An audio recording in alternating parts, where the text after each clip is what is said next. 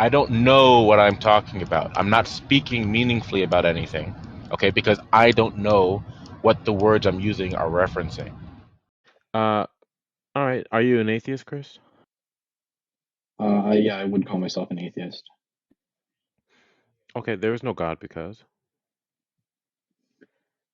Yeah, well, so I think one reason why I find atheism compelling is that it seems to me that there is a moral standard that there are some things that it would be bad for me to do, and I don't think it would be okay for God to do things that it'd be bad for me to do. And it seems that God does do the things that it's not okay for me to do. And so an example would be like giving cancer to children. And so I think it seems that if God was really good, he wouldn't give cancer to children, but then there are people who he has chosen to give cancer to. Well, all it sounds like you're telling me is that there are things that God does, were to exist, that you don't like. It doesn't follow from that there is no God. I mean, there are plenty of people So who I do guess, things well, in yeah, your life yeah. that you don't So it like. does. Yes, So you if could maybe disagree. Yeah, so it does follow if we say that God's all good and it's bad to give children cancer. But so are you saying? So you would say that you don't think it's bad to give children cancer? Is that what you're saying? well, giving children cancer, maybe if you're saying that God is allowing children to have cancer, that's Although, not well, for God to do. It's not I that's guess, not yeah, bad. for me, I would say you giving it to them if you bring about a series of events that you know will lead to them having cancer. And so that would be me if I had like some button I could press and there was this complicated Rube Goldberg that would end up giving a child cancer. I would say it would be bad of me to press the button because I know it's going to give a child cancer. And I think that's comparable to what God is doing with the physical world. Well, potentially it might be bad for you to do. Okay, but is God obligated to keep anyone alive or to bring anyone into existence for any amount of time at all? I Is think he's God obligated obligated to not as that who is give cancer. as someone who is sovereign over all of creation? I would think he's obligated to not give people cancer if he doesn't have to. Well, that's not the question I asked you. I want to ask you a broader question. Is God obligated Yeah. to bring anyone into existence, or once he does so, keep them alive for any amount of time at all? Is God obligated at all to do anything of the sort? I would say I'm less confident in my answer to that question than I am in my answer to my own question that I was referencing. Well, For that, I it's would lean gonna towards be yes, but it's relevant to that. So I want to know from you, are you saying that God is obligated to bring, are you saying that God is obligated to bring someone into existence, or that he's allowed to keep them, or obligated to keep them in existence, or both, or which one? I mean, I would say I wouldn't want to take a firm stance on it because I don't think it's relevant. But so we could explore one view. I could try and defend the view that he's obligated to give people good lives. Okay, so it's not relevant so much to the person's existence or the length of their existence, but the important factor is how they live. That's the quality of their life. Is that what you're telling me? Yes, and that yeah, if he could give them a better life, he would be obligated to do that. Let's say that. Okay, so what you're telling me is pain or some sorts of suffering are evil, Well, I guess correct? I'm just well. In this so far, all I've said is like a better life, and so we could debate Yeah, does well, better pain life always is make one a of life is worse? right. Well, okay, so well that's part of the question. Yeah. So are you telling me Well, that no. suffering, that there are certain forms of suffering or certain levels of suffering that are evil, that for God to allow someone to go through? To inflict it on someone, yes. Okay, and Unless why unless is it's God necessary for something else. why is God um obligated to prevent suffering for all of the creatures? Well, I would say so. I mean, to me, it seems it's bad to give someone cancer when you have the choice to not give it to them, and it So it's wouldn't bad affect because anything you else. say so, or is it bad because of something external to God that God is subject or beholden to, or I would say it's why something is it the external to case? God that it's universal that it's bad to give people cancer for no reason other than you think that Well, would make then things better. you wouldn't then be arguing against something like the Christian worldview. You'd be arguing on the basis of your own worldview. Is that what you're doing? Um, well, I think I'm arguing on the basis of a worldview that I think some Christians ascribe to. I think some Christians say it's bad in all cases to inflict cancer on someone. Well, that's a different question as than what the source of goodness is. Okay, you're telling me that the source of Oh, okay. Oh, moral you're talking about the truth source of goodness. with Although, respect to this is society is something that's external I and think belongs that's to not God. as yeah. Although I think the extra question you're asking me isn't necessary for my argument to work. People just need to agree with me that it's bad to give someone cancer. Um, it's bad for to give someone cancer. So if God gives somebody cancer, it's bad. If Yeah, God says that you will have cancer and die from it, that's bad. I want to know how you yes. determine that to be the case. Is that something that's within the Christian worldview, for example, that you'd be arguing against, or is that something that you I just think, believe to be true that you don't like that God well, I think some may Christians would allow? agree with me on that. I think a lot of Okay, Christians would well, the agree fact with that me on that. no, what that's not what I didn't ask you about Christian. I asked you whether or not it's specific and consistent with the Christian worldview. That's detailed in Well, the so what do you Bible. mean by consistent? I do think that a lot of Christians maybe That your hold position, contradictions in their worldview. And so, but okay, yeah, but so I mean, there are Christians who I Chris, think are Christians and they hold this. Chris. I'm not asking you about other Christians. It's you and me talking right now. What I want to know from you, okay, if you're going to try to posit that there is some sort of an internal inconsistency within the Christian worldview, you'd have to tell me where in the Christian worldview does it say that God, being the sovereign creator that he is, and Hmm. allowing or creating or even making some people to Yeah. go through certain suffering, okay, whatever form the suffering may come in, okay, why that is evil for God to do. You'd have to explain why that is in order for your Yeah. statement that God is incompatible with himself to be One, uh so valid yeah, or legitimate. I'd be curious what would be a good source for you for like what the Christian worldview is? Because The for me, Bible. the way I think about it is I would have to look at what Christians believe, and I would say, okay, so this seems to be what Christians think. Okay, well, where do Christians get a lot of their doctrine from? The Bible would be one. Okay. Okay, good. So you have to point to the Bible. Okay, so you'd have to explain Although, where in the Bible, because Christians may deviate from what the Bible says. The point is that the Bible is God's yeah, word is the although ultimate authority. I So guess one thing to what note though the is like, do we think like so like with the Bible, it seems like the Bible it's not the end of the story because like the Bible has like missing things, it has some contradictions. where'd you get So it that seems like we from? need to expand on it. Wait, where'd you get that from? Where did I get what from? That I think it has That contradictions. yeah, it has missing parts and contradictions to it. Where'd you get that from? I mean, just from I like mean, I scholars don't who've agree. spoken to me about it. Like I have like friends that are Okay. Christians, and Well, it seems like a lot of them think that. Like they think it was present the divinely contradictions? inspired, but they think like there can be errors that get put into it because it's ultimately humans that are translating and coming up with these ideas. I mean, I've heard people say that. Can you give me an example of a contradiction that's within the Bible? Um, yeah, so then I remember one of the examples from a religion class I took was like the number of years of a certain ruler's reign, I believe. And then in one text it said the number of years was like 6, and then in another it said like 10. Are you talking about I don't remember the king's name, but you talking about the age of the ruler? You have to give me like specific example because there are many places where it talks about Hmm. the length of people's reign. So you'd have to be specific. Well, yes, I could probably find it if I look up contradictions in the Bible. Is this, I think, maybe one of the more common ones?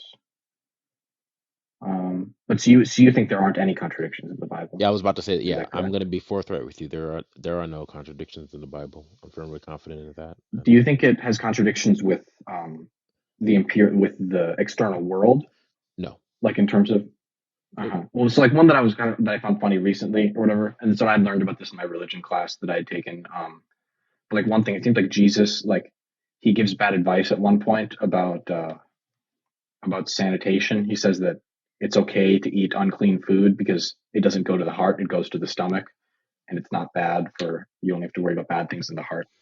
So it seems to me that would be like a contradiction with like science. It seems like Jesus Oh, wasn't you're aware talking about of certain what things in the goes in a germs. man cannot defile him, and so what comes out Yes. is yeah. Well, that's not talking about. Well, for one, yeah, it's unclean has a different meaning than it's like it's not. He's not talking about like the context of that verse is completely like what you said is not a good Yeah. representation of Well, what you just I said in do that see how verse. it could have like a very Um, interesting like metaphorical interpretation. But then it seems to me that if we're doing that, then it seems we're no, the expected to read word into the Bible to an extent. no the word unclean there refers to a class of foods that people were not permitted to eat. Although he It also doesn't says have no any. It about doesn't have not anything. It washing doesn't your have anything to hands. do.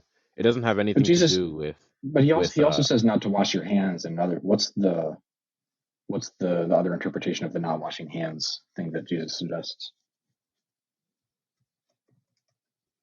I'm not familiar with that. Isn't there one where he says you don't need to wash your hands? You could present it. You could present that to me. I'm not familiar with that. Okay, but so So I guess okay. Well, so should I? So you want me to try and find the one with the number of years? Yeah. Although, but Oh, so I see people talking about the one Herod. Yeah, that is not a Bible. First of all, that's not a Bible contradiction. That's not a P and not P within the Bible. And the dating of that is a lot of that is contingent upon um, old historians dating of other people's years, like Josephus, and for example. And so yeah. that Although, that well, so then contradiction it seems like so contingents. yeah. It wouldn't be a Bible contra. Well, let me just say Well, it I guess wouldn't be yeah. a It was Bible. put in by us, you could say. But so that but so No, ultimately, no, the no, fact of no, the no, matter no, is no. it has some It wouldn't errors be in as it. put. No, no, Chris, you're not understanding what I'm telling you. That supposed or that alleged contradiction is only a contradiction if you hold necessarily that Josephus he didn't write the Bible, he's a historian that came years after. You'd have to hold that Josephus's timing is necessarily accurate Yeah. when it comes to Although, the well, dating yeah. of the So then it seems kings. to me what you're saying Okay. is that so you're saying And the he's been original wrong, Bible has no errors. and he's been wrong.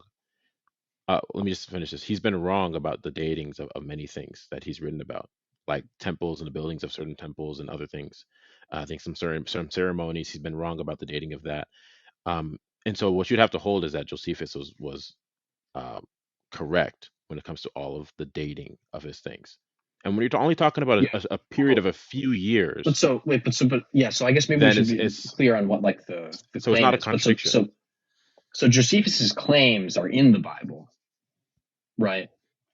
No, Josephus did what I don't think Josephus did not exist when the Bible was or he wasn't like a historian when Oh, the wait, Bible was again, written. we should be clear with what we mean by the Bible. Like, if I was to go to the store and like buy a copy of a Bible, could I find years in there that contradict each other? No, the passages where he's talking about they were not let me they were not they didn't have the year on them. They just had the name of the ruler. So right when Josephus was writing that, he wasn't Yeah, well, but the example I'm aware of is I one was where, incorrect about Josephus's timing. It's really late, okay? Josephus was a historian. He did write the like the times of the people that were like the rulers, okay? But you'd have to assume that he was really like correct infallibly about all of the dates that he wrote down, which he hasn't been correct about all yeah. the dates that Well, we so have. I think maybe you think I'm So claiming Josephus something did not different write the when I Bible. say there are contradictions. I just mean Okay. what I just mean is that the Bible we have access to, the text, is fallible. It's got errors in it. Okay, what errors does the Bible have? Can you So explain it like to me? these would be the years. In one place it claims that this event would last a this number of years. In another place it claims it lasts a different number of years. So okay, here's the example. Like what? Ahaziah was 22 years old when he became king, or 42 years old when he became king. So there's That's a what I was disagreement talking whether about he was. earlier. Yeah, that's when I Uh-huh. was asking you about when you had said about the years. I was asking you about that king. So that one is not that would be more of a like a typographical or like a typing error, a Oh copying yeah, mistake. okay. So then maybe we just yeah. So then we're just using a different word. So I would count that as a contradiction. So yes, maybe. So yeah, if you mean by contradiction something more, maybe I don't. That would depend on what you mean by that. But so I would consider this a contradiction just in my usage of the word.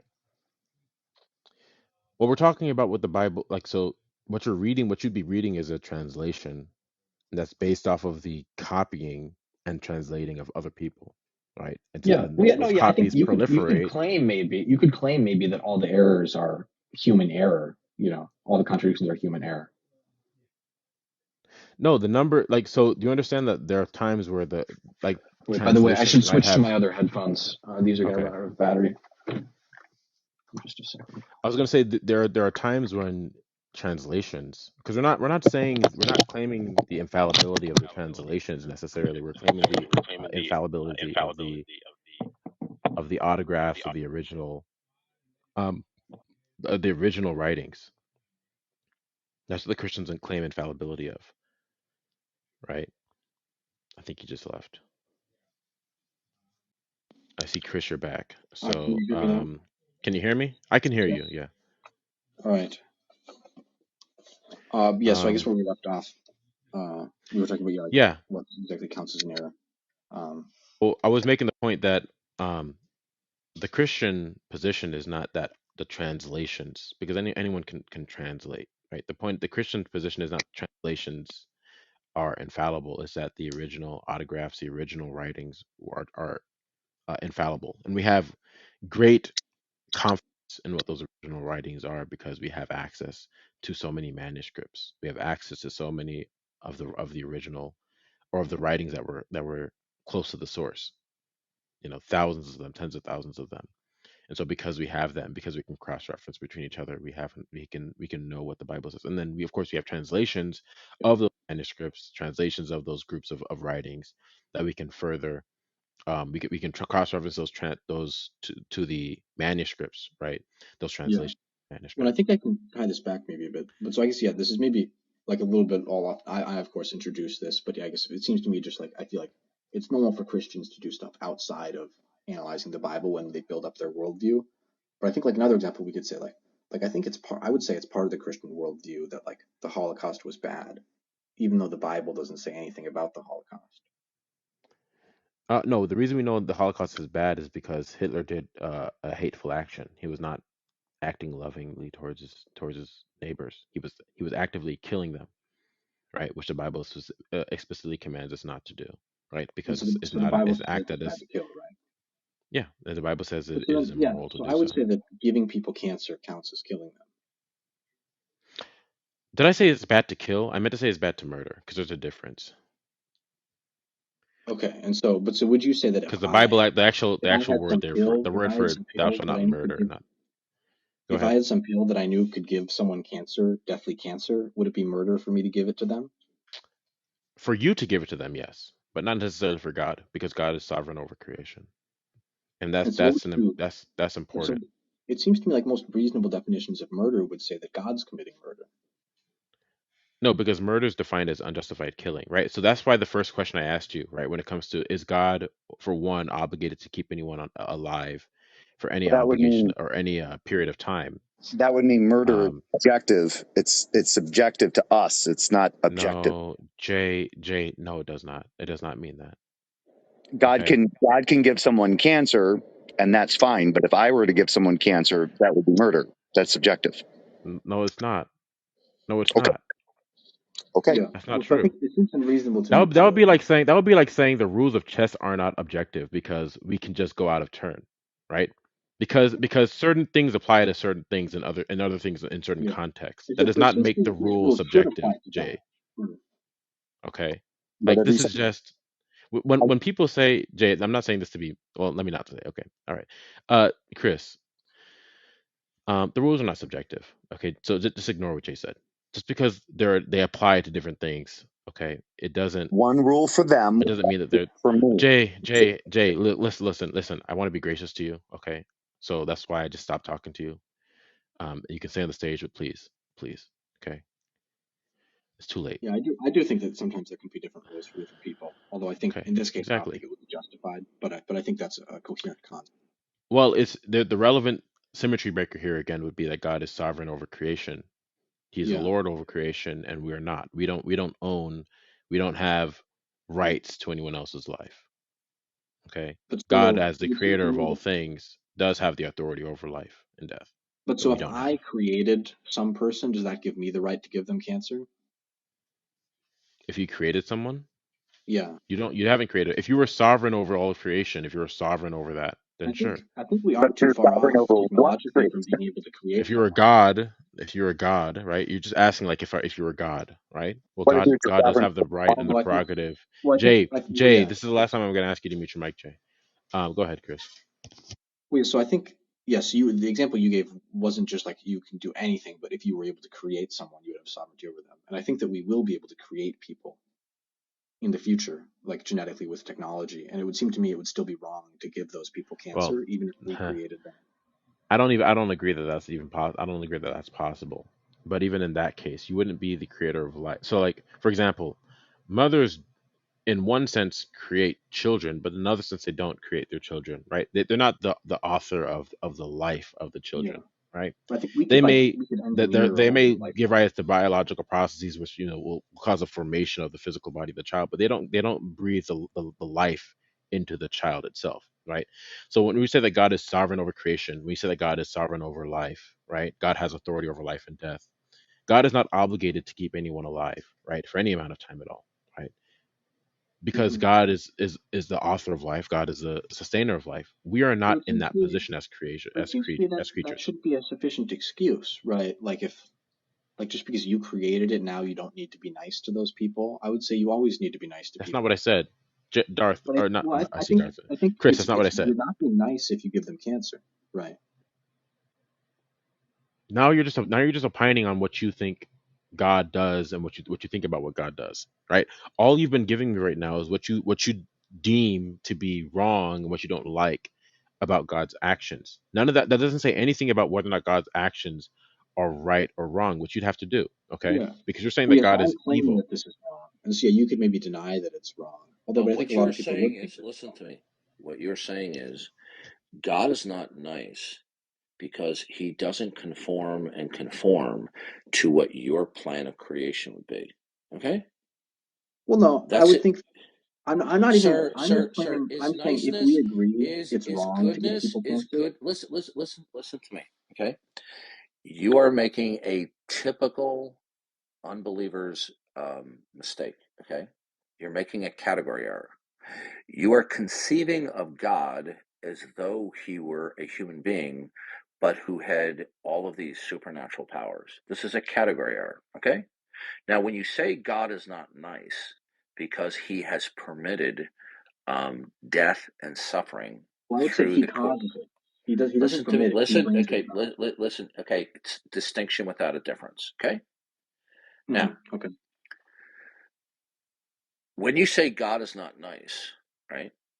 All it's going to come down to is this: is that since your mind is the ultimate court of appeal as to the mind of God, that niceness, whatever it is, on a grand scale, must measure up to your overall plan of human history. Okay? Now, that's not something that you can use as a defeater for the goodness and Well, benevolence of God, because wait. benevolence, and listen to me, because benevolence is going to be defined, okay, not by virtue of the mind of God and how he reveals it to us, but benevolence is going to be defined, or niceness for that matter, according to how your mind thinks that a creator should implement a plan of creation. Do you understand? Well, I think you're maybe misunderstanding my claim. I'm just So saying that you if you don't, so you believe, did, okay, notice again, well, here I can it never here. I think fails to you missed the start of happen what when I ask a direct question, I get a dodge. Now, I'm trying to explain to you what your position actually is, okay? Well, you missed the start of the Your conversation. So I position just is your definition of that which is truly benevolent and nice, which will comport to what you think the plan of creation should be. Well, so yeah. So here's my claim. Is the I'm answer just saying yes? that. Listen, okay. I'm going to ask the question one more time. If you dodge it, you're going back to the audience. Okay? Now, Okay. I know this shtick. Okay? I asked you a legitimate, clear question based upon what you asserted. When you impugn the character of the existence of God or the God of the Bible because he permits or he has caused within his creation for some people to get cancer or whatever, that he's not nice. So you are not defining goodness and benevolence according to the mind and the revelations of the God of the Bible, but benevolence will be defined by your mind as being the final court of appeal in terms of what you think should be the plan of creation. Are we clear that's what your position is? No, I would say I think something Good. different than Then that. okay, then what is the final court of appeal to what constitutes what is actual benevolence? Is it the mind of man or the mind of God that makes that I would say determination? neither. The Okay, moral laws are you do. independent Okay, of both. listen to me carefully. Okay, you're not understanding because it's a true dichotomy. Either the mind of man will make a determination as to what the nature of what anything is, can be, or cannot be, and if not, the only other option, it is the mind of What God if you're a that Platonist? makes such. Okay, listen to me, Matthew. Shut your mouth right now, or I'm going to eject you from the room from even listening. Okay? Because the last time I dealt with you, you were trolling. Do you remember? Dude, it was literally other people who were Okay, trolling. Matthew, if you lie right now, not only will I eject you from the room right now, you will never be welcome in any room where I am again. Okay? Now, Look, I the mean, so last that's no time, great do loss, right? not overtalk me. Chill. Now, the last time I encountered you, you were bickering, you were rude, and you were obnoxious. Isn't that true? Well, no, so I would obviously Okay, dispute all those goodbye. Hit the characterizations. road. Okay, I warned you. All right, goodbye, you little punk. Okay, little filthy little liar. Okay, so, sir, when you say God is not nice, you're basically saying God is not loving or benevolent as the God of the Bible claims, right? Yeah, and I guess I would say he's morally Okay, well, blameworthy. the God of the Bible reveals, whether you accept it or not, that he has all great making properties. He's entirely loving, righteous, just, benevolent, and that whatever is in this world, the good, the bad, and the ugly, what is tasteful or distasteful to us, is not incompatible with any of God's properties. Okay? Now, that's the position that the God of the Bible takes. You obviously disagree with that. Okay? And the reason why you disagree with that is because the mind of God and how he reveals it is not your final court of appeal as to what is, can be, and cannot be, right? Am I correct that the God of the Bible's mind is not the final court of appeal as far as you're concerned as to what is, can be, and cannot be? Yeah, I'd agree with that. Okay, so what then is the final court of appeal? Is it your individual reason and cognition, or in conjunction with other human minds, that is the final court of appeal as to what is, can be, and cannot be? I would say it's the external world that's the final No, court of appeal. okay. Listen, you're not understanding the question. Okay, the external world is not a conscious reasoning state of cognition. Okay, when I say your mind determines it, I'm not saying that your mind is the one that creates it, like God speaking light or planets into existence. I'm saying is that your mind makes the determination as to what the true nature of states of affairs are. Okay? Your mind, either by itself or in conjunction with other human minds, is the final court of appeal as to what the nature of things is, can be, and cannot be. That is your position, right? I guess, I'm not actually sure what you mean by nature of things.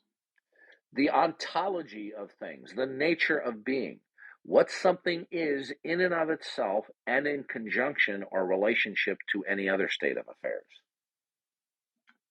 Well, yeah, I would say the ontology is dependent not on human minds and I not on didn't God. say to you that you believe that the ontology is instituted and secured by the human mind, but the human mind determines epistemologically as to what the nature of things are. Do you know the difference between Yeah, ontological and epistemology? So you yeah, believe that the human I think it mind, only makes okay, sense to good. talk about So your epistemology if we're talking mind about a is the person. final court of appeals as to what anything is, can be, or cannot be epistemologically, but not ontologically, Yes, I right? would say so. Okay. But here's the problem. Because you're not omniscient, can you tell me what it is that fundamentally and foundationally institutes and secures ontologically what anything is, can be, or cannot be? Well, so that would just be the things in and of themselves. Can you answer the question, please? Well, yeah, but you said what things, and I said Can you answer literally. the question, please? Or do you need me to repeat the question? Well, I must be misunderstanding. But I think the external world Can would be. you tell me, being not omniscient, what it is that is fundamental to any state of affairs as to what institutes and secures any state of affairs as to what it is, can be, or cannot be. What it is that determines that, institutes and secures it. So you're asking me what exactly? What is it that institutes and secures what any state of affairs is, can be, or cannot be? Well, so if you're saying I think I might be. I'm not sure exactly what you mean by some of those things. So ontologically, you mean? Ontologically means the nature of what something is. Mm-hmm. Okay. Well, so I think now, can I just explain what my view is? Listen I think there are carefully. two This questions. isn't complicated. Listen, this isn't complicated. Okay. Can you tell me right now? Is there anything that is fundamental, absolute, foundational, that institutes and secures every ontological instance of what is, can be, and cannot be for the set of all real things? I would say there are necessary metaphysical rules, yes. No, sir, listen to me. That's a non-informative response to say that there are necessary metaphysical rules. I asked you, is there something singularly that imposes what any ontological state of affairs is, can be, or cannot be? Is there something that does that? I would say I could take either view depending on what you mean by that. So maybe no, yes, sir, maybe no. Sir, I didn't ask you to ramble about it. Can you identify what it is with clarity that institutes and secures what any state of affairs is ontologically in terms of what it is, can be, and cannot be? Can you identify what institutes and secures that? Well, I think I can do inference to the best explanation for some things. Okay, you're not answering the question. So yeah, well, I would say in some cases yes, in some cases no. Okay, no, sir, you're listen. My patience is running out because you're being evasive. Okay, can you identify? Okay, goodbye. All right, have it your way. Hit the road. Hit the road. Hit the road. Okay. Ask a question 5 or 6 times, and we get the same vain babbling because he knows he can answer it, but he doesn't want to admit that he can't answer it. So we just get this rambling like what we heard. lifestyle. You've just been completely obliterated publicly.